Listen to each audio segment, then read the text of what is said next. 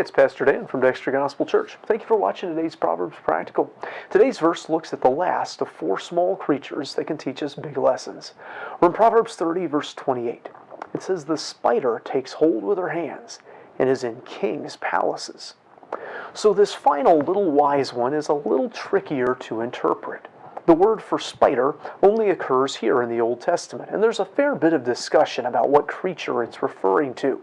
It may be the spider. Others think that it's some kind of lizard, perhaps a poisonous one. Some think that it might be the gecko. A lot of it has to do with what you think that bit about taking hold with its hands might be. The gecko gets tossed into the conversation because its little feet allow it to cling to surfaces, vertical and even upside down. A spider's feet don't really look like hands at all, though. On the other hand, pun intended, this interpretation doesn't fit the pattern of the other three creatures observed. With the others, the first phrase is always why they seem so humble and even disadvantaged, and then the second phrase is what they do well that we should learn from. So some think that it's not the spider taking hold at all, but rather that we're talking about a lizard that any of us could easily catch with our hands if we wanted to. Well, I'm not enough of a Hebrew scholar to have much of an opinion on all of that.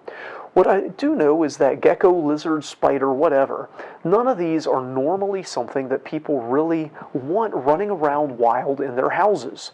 Even people who have pet lizards or pet spiders tend to keep them in cages and containers. It's not like those creatures have an invitation for most people to live in their houses, but they do live in their houses. Good luck finding a house or even a palace that doesn't have at least one spider in it. Or if you're in gecko country, and I've lived in places where geckos were common, good luck finding a house or a building that doesn't have a gecko in it. They both eat bugs, and bugs go everywhere, so spiders and geckos go everywhere.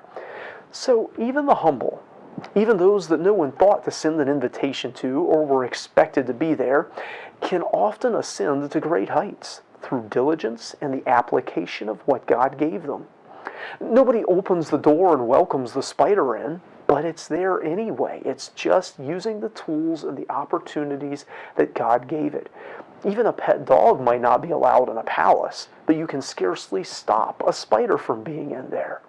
So we can learn from this to take the tools and the opportunities God gives us, and even if they're different than the tools and opportunities others have, we can still go places and do things with those. I hope this video is a help to you. If so, hit the like button. If you haven't already, subscribe to the channel. Until next time, I hope you stay well and seize the opportunities the Lord puts before you.